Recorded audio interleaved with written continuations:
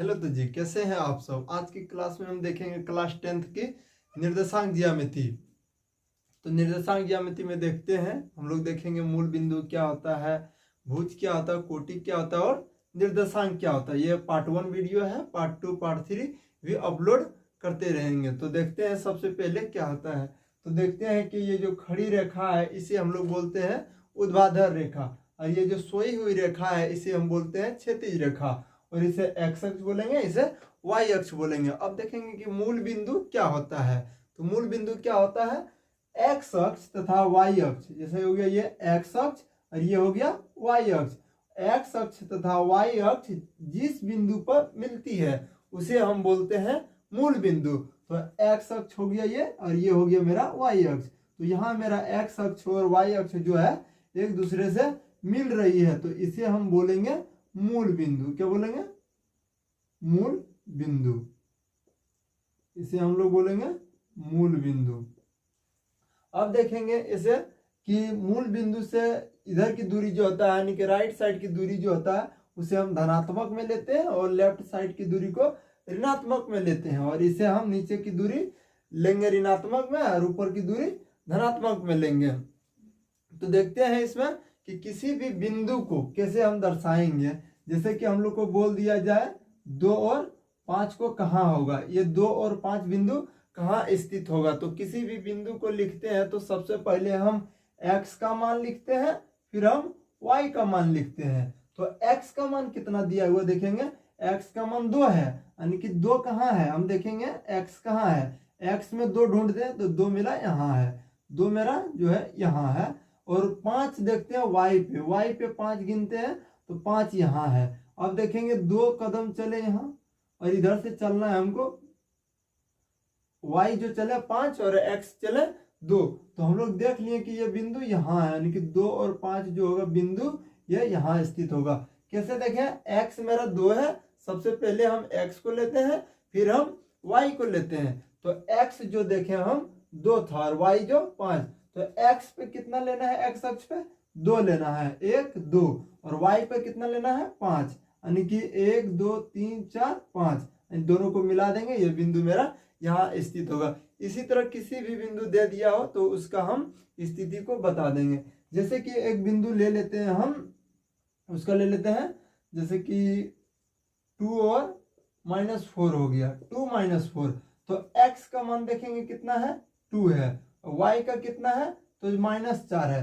तो x को 2 में लेना है, तो x मेरा इस पे आता है तो हम लिए 2 यहाँ है। अब देखते हैं y कितना है, 4 है, तो इधर का y क्या चीज में है, प्लस में है, उधर नहीं लेना है। तो हम लोग को लेना कहाँ है, माइनस वाला में, तो नीचे लेंगे। तो नीचे कहाँ है, 1 2 3 4, यानी कि यहाँ पे आया, और 2 कहाँ है, यहाँ पे आया। इस दोनों को मिला के देखेंगे, सेंटर में लाएंगे, ये मेरा मूल बिंदु, इसे हम मिटा देते हैं। आप लोग देख लें कि मूल बिंदु क्या होता है, तो इसे हम मिटा देते हैं और देखेंगे कि इसका स्थिति कहाँ होगा, यानी कि यहाँ, यानी कि यहाँ मेरा जो बिंदु होगा वो होगा 2 -4 होगा।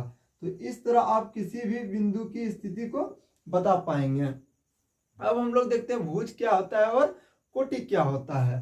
तो भुज जो होता है एक्स अक्ष से, भुज जो होता है मेरा, भुज बोलेंगे वाई अक्ष से किसी भी बिंदु की दूरी को हम लोग भुज बोलते हैं, या तो एक्स निर्देशांक बोलते हैं। तो वाई अक्ष से हम लोग भुज को देखेंगे, कैसे बोलेंगे भुज को।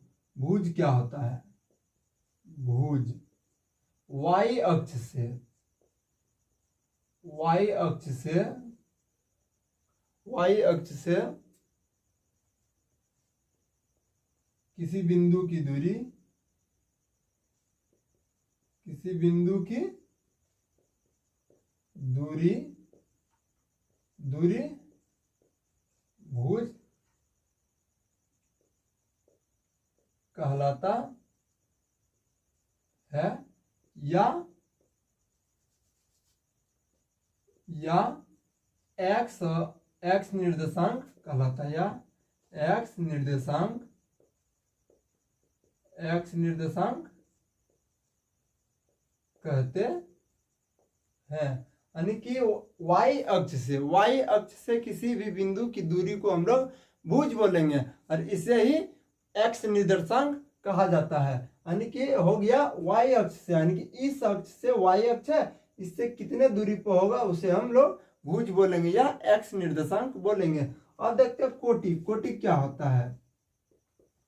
कोटि, कोटि किसे बोलेंगे? x अक्ष से, x अक्ष से किसी बिंदु की दूरी, किसी बिंदु की दूरी कोटि कहलाता है। कोटि कहलाता है, या इसे हम y निर्देशांक बोलेंगे, या इसे हम y निर्देशांक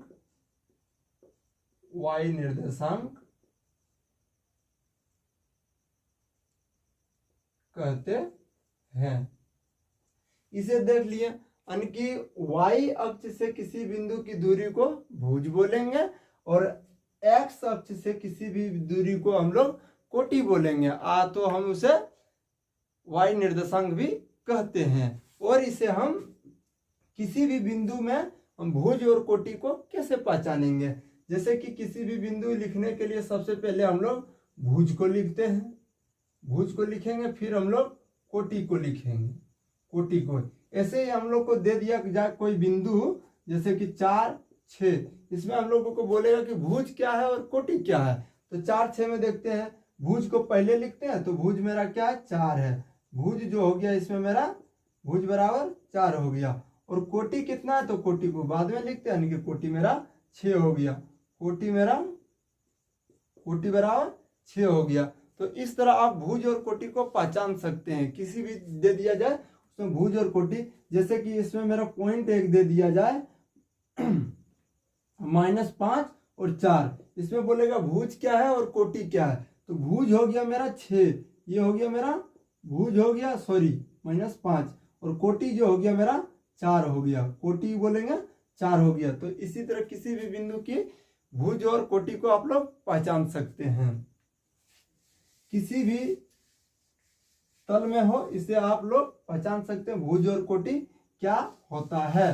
तो अब देखते हैं क्या चतुर्थांश क्या होता है। कोई भी बिंदु किस चतुर्थांश में जाएगा और उसका चतुर्थांश क्या होता है। तो चतुर्थांश देखने के लिए हम लोग देखते हैं क्या कि x अक्ष और y अक्ष जब मिलता है तो किसी भी तल को 4 भागों में बांट देता है, जिसे हम चतुर्थांश कहते हैं। इस चतुर्थांश जो होता है 4 चतुर्थांश होता है, फर्स्ट, सेकेंड, थर्ड और फोर्थ होता है। तो फर्स्ट वाला को हम लोग बोलते हैं फर्स्ट चतुर्थांश, इसे हम लोग बोलेंगे फर्स्ट